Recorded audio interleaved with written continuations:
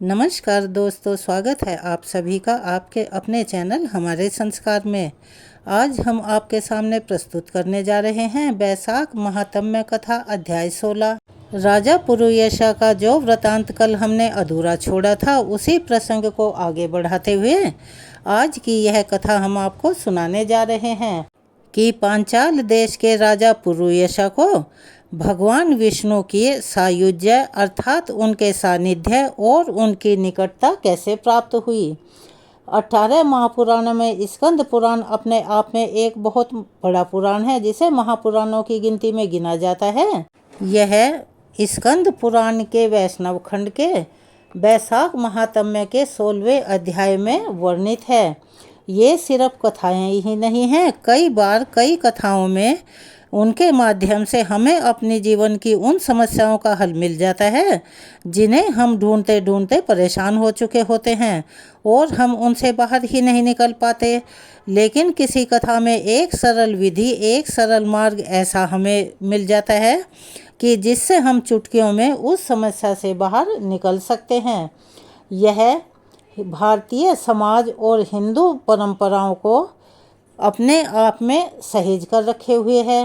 उसी के साथ साथ धर्म, पुण्यमयी जीवन शैली, ब्रह्मांड विज्ञान अर्थात ब्रह्मांड का निर्माण कैसे हुआ, पौराणिक कथाओं का इतिहास और वंशावली जैसे विषयों पर बहुत ही वृहद रूप से रोशनी डालता है। तो चलिए हम आपको अब सुनाने जा रहे हैं आगे का वृतांत। श्रुतदेव ने कहा, इस दर्शन से प्रसन्न होकर राजा तुरंत उठकर सिर झुकाकर खड़ा हो गया। यानी जब भगवान ने उसे साक्षात दर्शन दिए तो उसका मन पुलकित हो उठा। उसने उत्तेजित नेत्रों से जगत के स्वामी विश्वात्मा को बहुत देर तक निहारा। उसने उनके चरण धोए और उस जल को सिर पर धारण किया, यानी अपने मस्तक से लगाया। उनके चरणों से जो नदी निकलती है वह ब्रह्मा सहित संपूर्ण ब्रह्मांड को पवित्र कर देती है। उसने बहुत सी सामग्री जैसे बहुमूल्य तथा अमूल्य वस्त्र, आभूषण, उबटन, माला, धूप, दीप तथा अमृत तुल्य भोजन आदि से भगवान की विधि विधान से पूजा की। उसने अपना संपूर्ण शरीर, अंग, धन तथा अपनी आत्मा भगवान को समर्पित कर दी। उसने भगवान विष्णु सनातन पुरुष गुणों से रहित अद्वितीय नारायण की स्तुति की और कहा, मैं जगत के रचयिताओं के निष्कलंक अधिपति को नमस्कार करता हूँ, जो परम पुरुष हैं, जिन्हें कमलवत भगवान तथा अन्य लोग भी नमस्कार करते हैं। मैं जगत के रचयिताओं के अधिपति को नमस्कार करता हूँ, जिनकी माया से वास्तविकता से परिचित श्रेष्ठ पुरुषों को मोह में डाल दिया है। भगवान का कार्य अद्भुत और अनोखा है। मूर्ख लोग माया द्वारा प्रेरित होकर उसके गुणों से मोहित हो जाते हैं, यानी कि माया जाल में फंस जाते हैं। और माया जाल का चक्कर ऐसा है कि जो एक बार उसमें फंस जाता है उसका निकलना असंभव जैसा हो जाता है।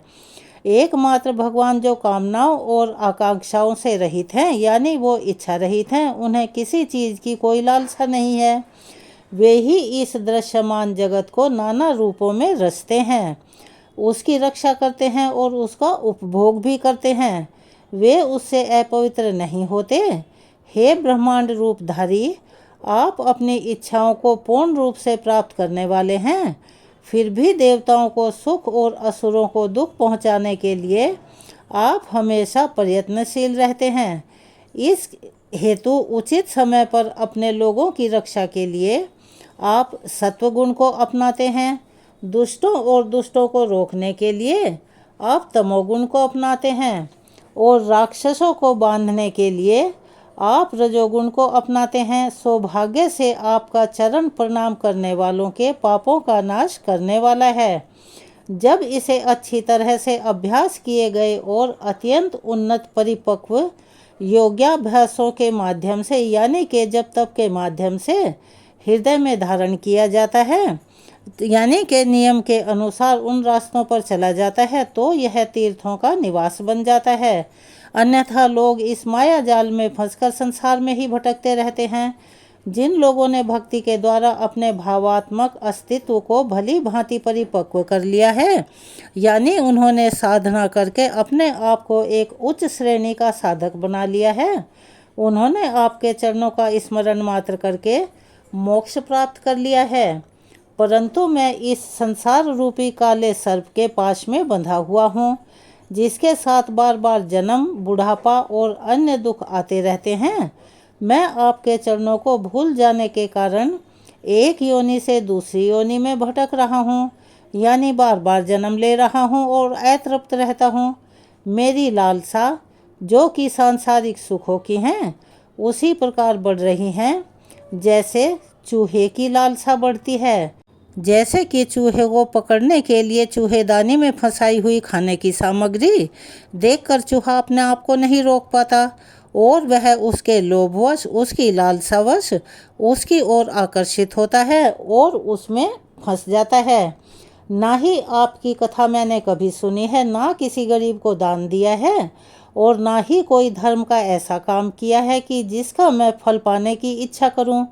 मैंने कभी किसी अच्छे स्वभाव वाले प्रतिष्ठित पुरुषों की सेवा नहीं की, यानी ना ब्राह्मणों की सेवा की है, ना ऋषि मुनियों की सेवा की है।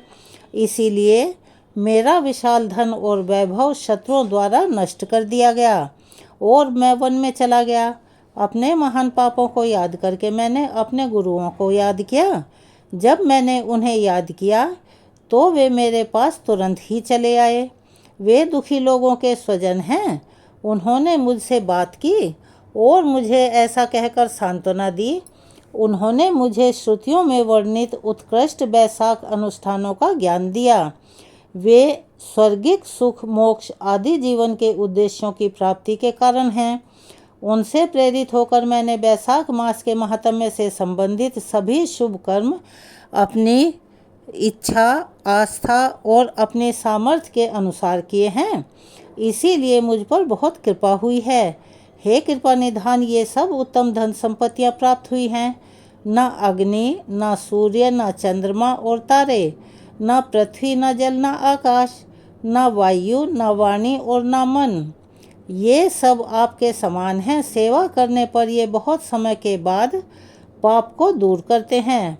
विद्वान पुरुष थोड़ी देर की सेवा करने पर ही अपने पापों को नष्ट कर देते हैं, परंतु आप इन विद्वानों को सांसारिक जीवन में लीन रहने वाले मानते हैं। यद्यपि इन्होंने ज़्यादातर अपनी इच्छाओं का परित्याग कर दिया है, क्योंकि इन सभी को कोई भी सांसारिक वस्तु पाने की इच्छा नहीं है और मोह ममता का भी त्याग कर दिया है। इन्होंने सिर्फ और सिर्फ अपने मन को आपके चरणार बिंद में स्थिर कर रखा है, यानी लीन कर रखा है। अद्भुत विविध कार्यों वाले स्वतंत्र को नमस्कार है। श्रेष्ठतम को नमस्कार है, जो सज्जनों को आशीर्वाद देते हैं।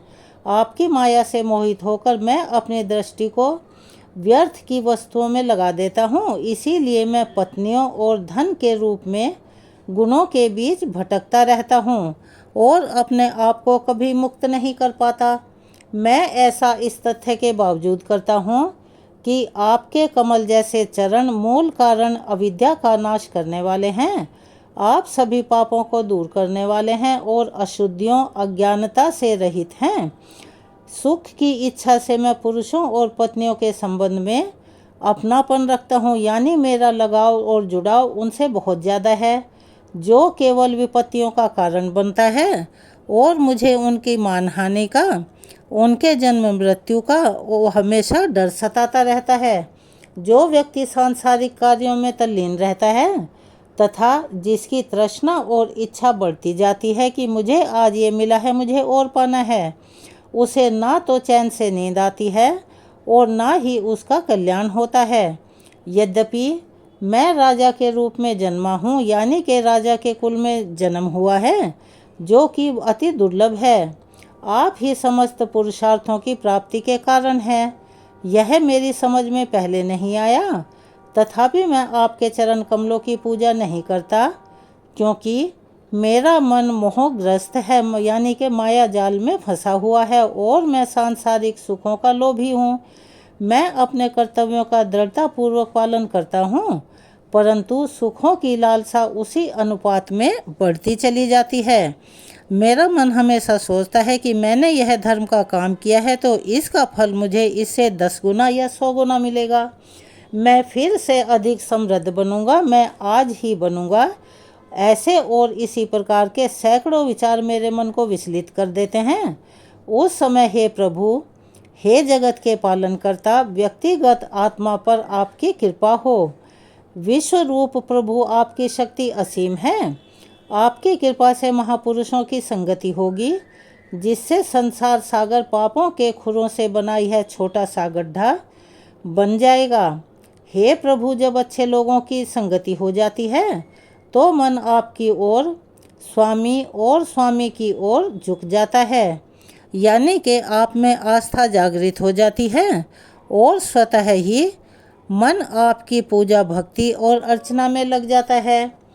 मैं समझता हूँ कि मेरे अधिकार से संपूर्ण राज्य का छिन जाना और मेरे लिए वरदान बन गया है। जो मुझे पहले बुरा लगता था वह अब मुझे लगता है कि मैं उससे मुक्त हो गया हूँ, क्योंकि ब्रह्मा, सुर, असुर तथा माननीय एवं साधु पुरुषों के समूह जब सांसारिक सुखों की तृष्णा समाप्त कर देते हैं तब वे आपके पास यानी कि आपके चरणों में और आपकी शरण में आ जाते हैं। इसके बाद मैं केवल अच्युत को ही उत्सुकता और आदर के साथ स्मरण करूँगा। हे प्रभु, आपके कमल जैसे चरण संसार के विनाशक हैं। वे दरिद्र व्यक्तियों द्वारा भी प्रार्थना किए जाने के योग्य हैं। वे महान सौभाग्य प्रदान करने वाले हैं।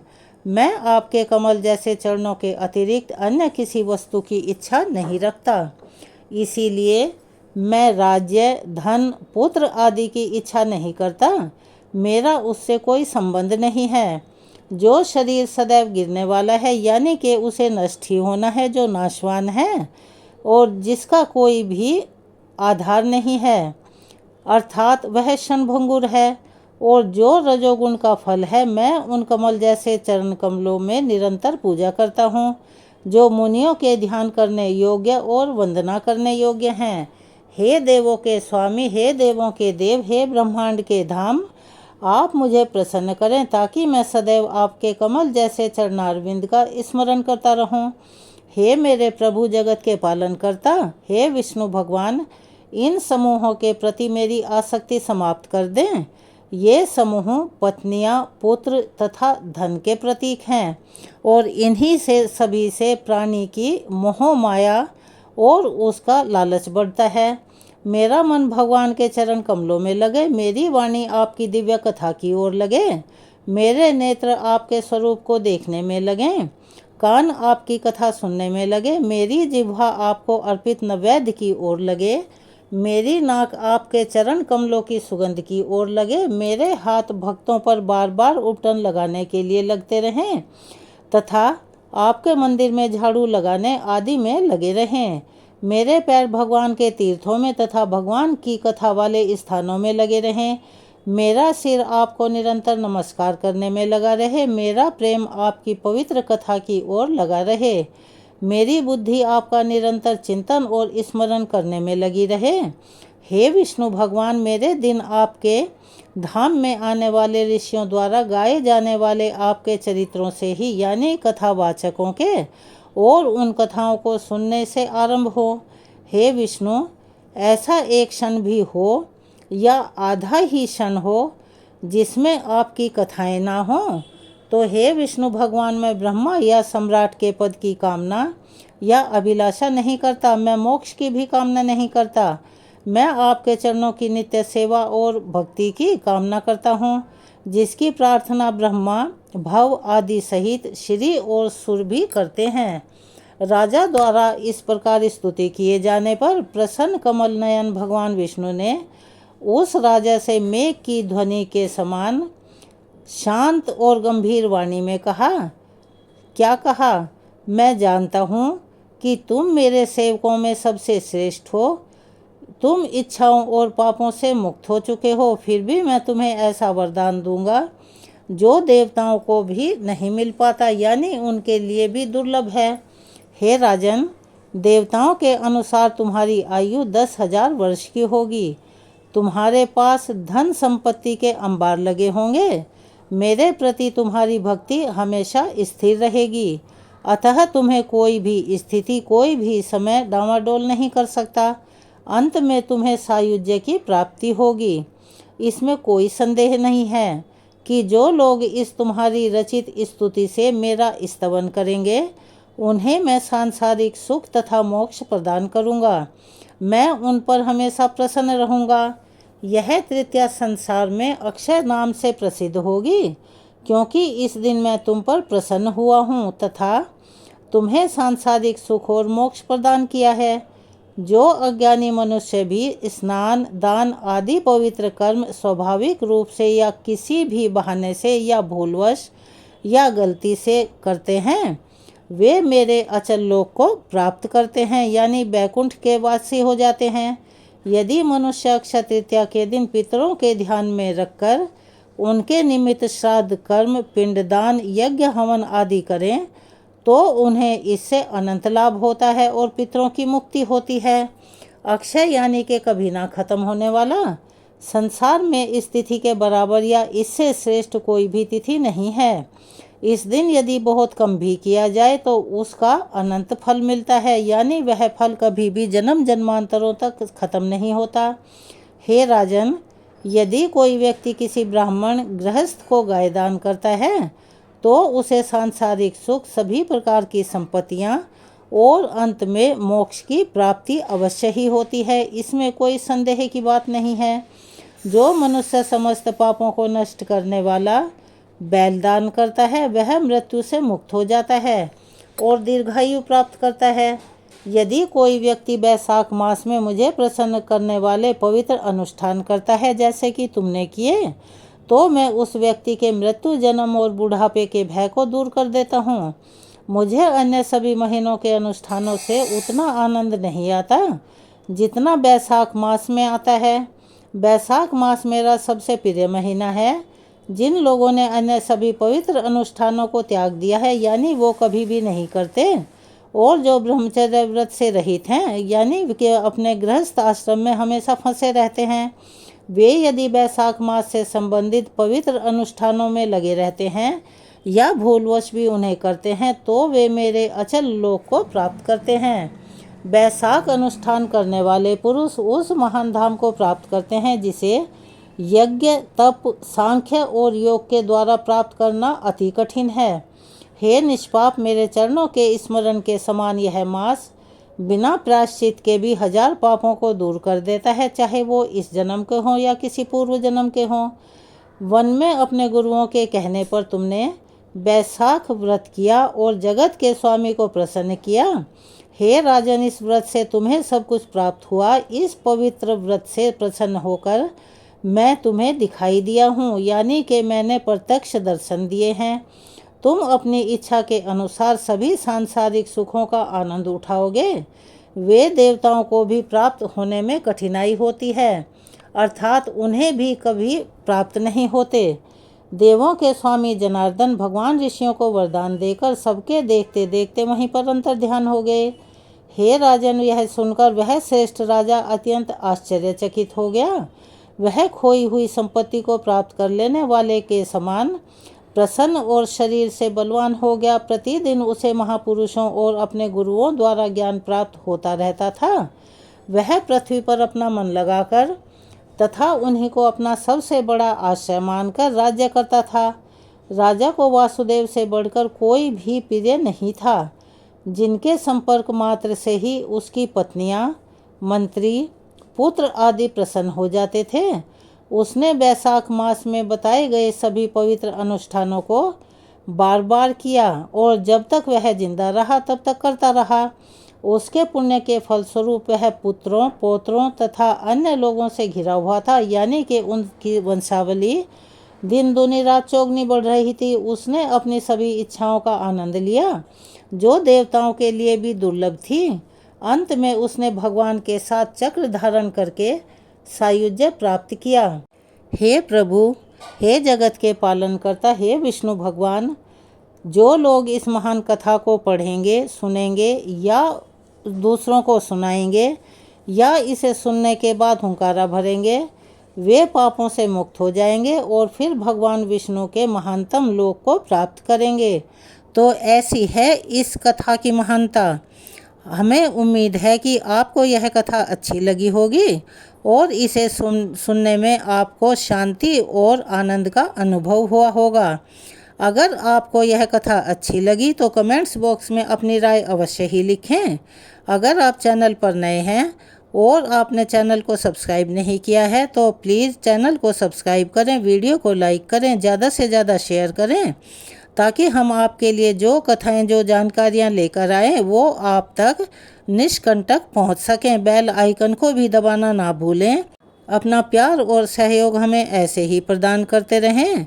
कमेंट्स बॉक्स में जय श्री कृष्ण, हर हर महादेव लिखना ना भूलें। धन्यवाद। जय श्री हरि।